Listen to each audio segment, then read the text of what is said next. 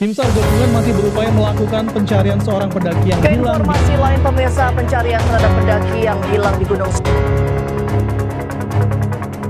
Untuk mengetahui lebih lanjut pencarian para pendaki asal Magelang yang hilang saat mendaki Gunung Slamet View. Teriakan Dani Rusman, ayah pendaki muda asal Magelang. Atas nama Sakit Iridan Ali asal Magelang. Selamat.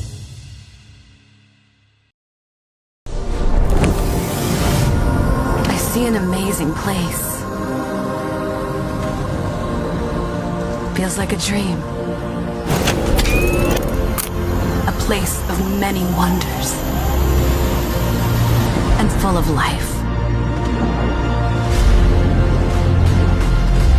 I open my eyes. Earth is our Pandora.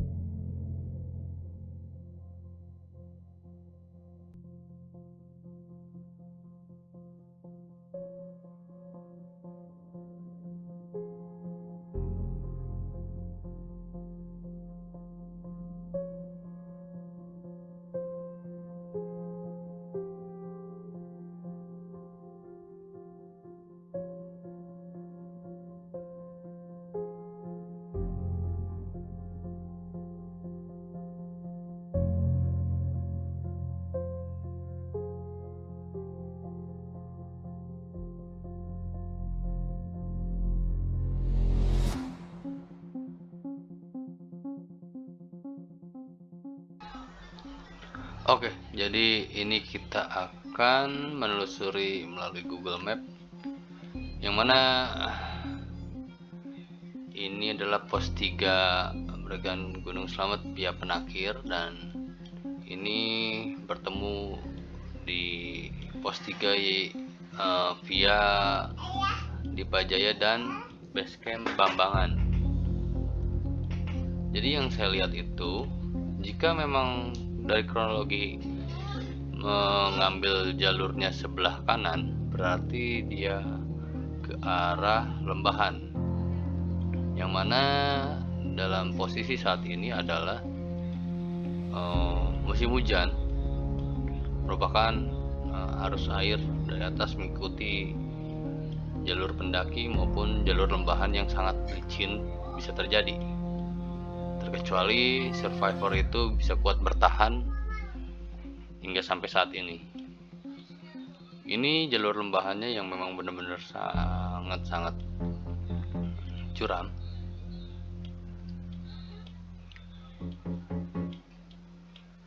Dan ini bisa tembus ke arah sekitaran Dipajaya, Pemalang, maupun sekitar jalur Bambangan, area pertanian. Karena melalui Dipajaya melintasi Bukit Melogi Cinta Dipajaya.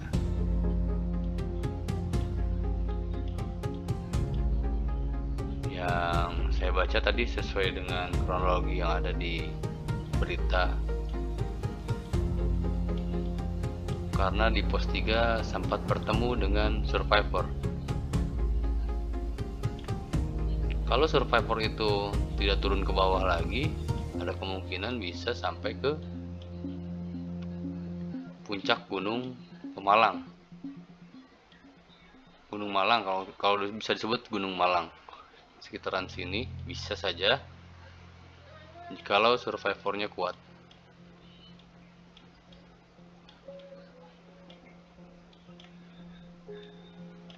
Ya, semoga cepat ditemukan ya. Nah, mari kita lihat bentuknya dalam bentuk 3 dimensi. Dam. Ya.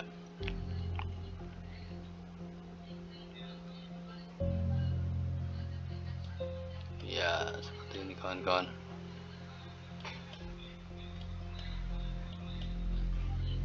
Nah, ini juga ada jurang kali Lembarang, tapi dari kronologis pemberitaan tidak dari puncak, melainkan dari pos 3 yang terakhir ditemukan atau bertemu.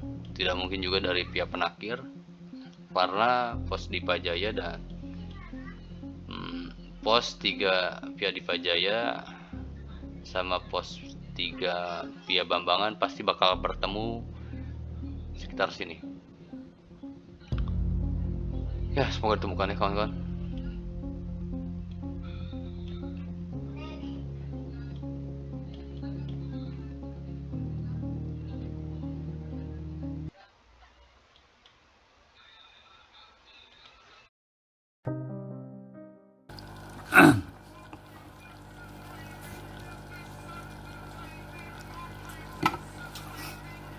Assalamualaikum warahmatullahi wabarakatuh.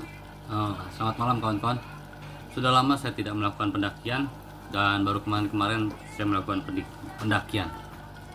Itu pun hanya olahraga secara tektok, dan gunungnya jelas dan jalurnya juga jelas karena memang saya pernah ke sana sebelumnya.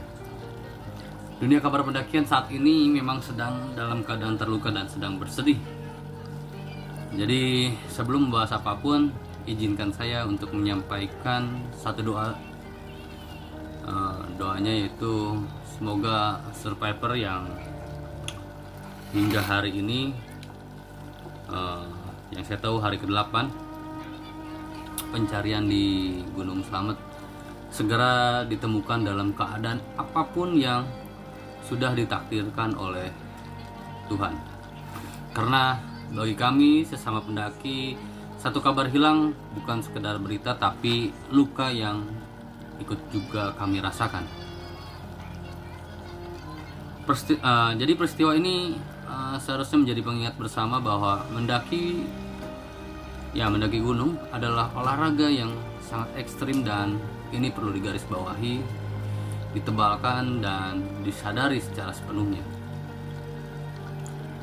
Hari ini mendaki memang sudah menjadi tren, dengan gaya apapun, dengan konten apapun, dan jujur itu bukan masalah utama saat ini dalam pembahasan kali ini. Jadi yang mengecewakan adalah ketika semua itu dilakukan tanpa tahu batas diri, atau dalam bahasa paling kasarnya tahu diri lah. TikTok atau dulu bisa dikenal dengan sebagai TikTok adalah pendakian naik turun dalam satu hari tanpa menginap, dan itu bukanlah hal yang bisa disebut dengan nekat, bahkan sampai di 3000 mdpl. Terlebih jika dilakukan oleh pemula tanpa persiapan matang, tanpa perhitungan resiko dan bencana yang akan dihadapi, tanpa menutup kemungkinan saya juga pernah TikTok, dan baru dilakukan kemarin-kemarin dan sebelumnya juga pernah dilakukan. Tapi saya melakukannya dengan pembekalan yang cukup dan pengetahuan medan yang cukup lah. Karena saya sebelumnya pernah mendaki gunung tersebut dengan secara bersama-sama, tidak sendirian ataupun tidak berdua atau bertiga. Jadi kalian pernah lihat kan kalau saya kadang TikTok, pernah tuh ke Malabar, kemana tuh, Gunung Gelis, saya selalu membawa carrier yang belakang saya sebanyak 45 liter. Dan teman-teman harus tahu bahwa di dalam carrier itu saya selalu membawa kompor, kemudian P3K, Selanjutnya fluid SOS, air yang banyak, dan bahan makanan untuk dimasak jika keadaan memang sudah berubah atau urgensi. Jadi perlu kalian tahu, apa yang kalian lihat di YouTube tidak pernah saya lakukan sendirian. Ya, tidak pernah sendirian. Adapun saya sendirian waktu itu Gunung Gelis hanya 1000 mdpl, yang mana saya pernah berkali-kali ke situ, dan yang pastinya mara bahaya tidak selalu sama ataupun apes tidak ada di dalam kalender. Jadi semua itu dilakukan dengan satu kerja tim. Jadi ada komunikasi, ada pembagian peran dan tugasnya, ada pertimbangan panjang sebelum satu langkah yang diambil dan sebelum melakukan pendakian. Setiap pendakian saya selalu bertanya pada diri sendiri, bagaimana kalau saya terjatuh? Bagaimana kalau kabut turun tiba-tiba? Bagaimana kalau saya tersesat? Bagaimana kalau teman saya bisa kenapa-napa? Bagaimana kalau kami bertemu dengan hewan buas atau hewan liar? Jadi itulah mungkin hal yang terlalu berlebihan. Tapi memang jangan pernah meremehkan kemungkinan-kemungkinan tersebut, karena seringkali apa yang kita rencanakan tidak akan pernah berjalan sesuai dengan harapan apa yang kita lakukan. Pesannya cuma satu, jangan pernah melakukan sesuatu yang berada di luar batas diri kalian sendiri, karena memang hutan dan gunung bukanlah tempat rekreasi. Dan lebih dari itu, hutan dan gunung juga tidak butuh validasi dari siapapun. Mereka tidak pernah meminta untuk ditaklukkan, tapi yang perlu ditaklukkan adalah ego kalian sendiri.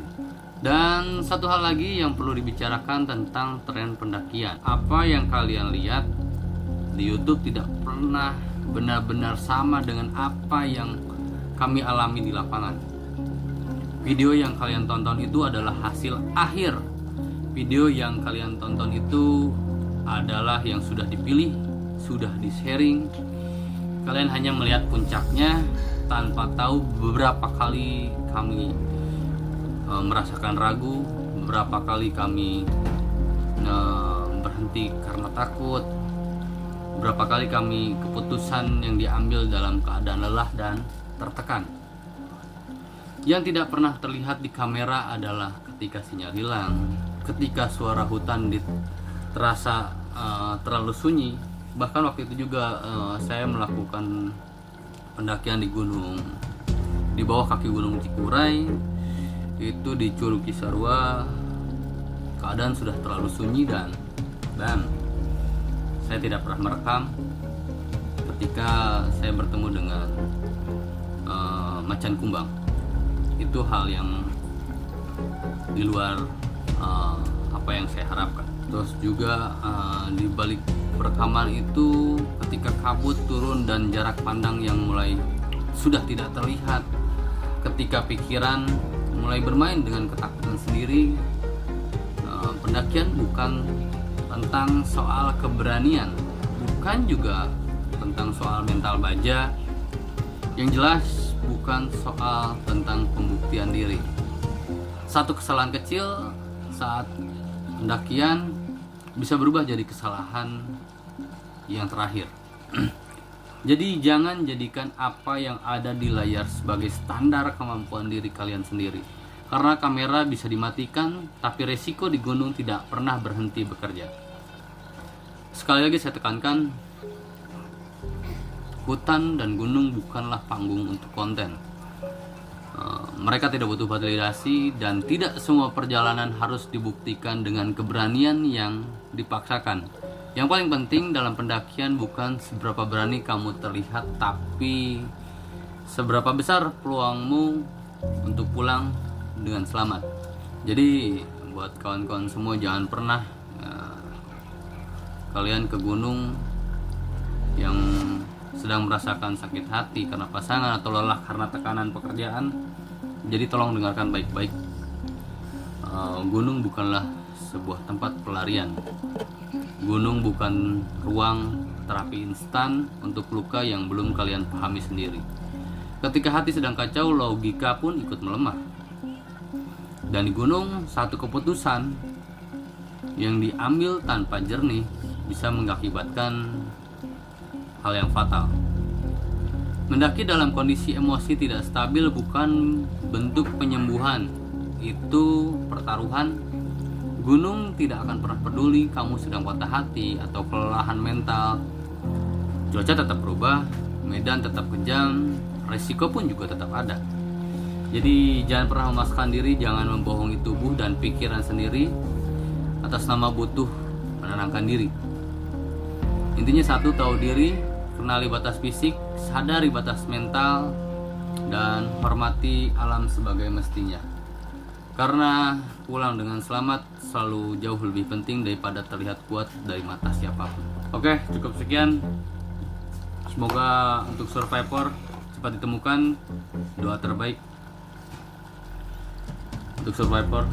Salam lestari dari Angga Wisma Pajari.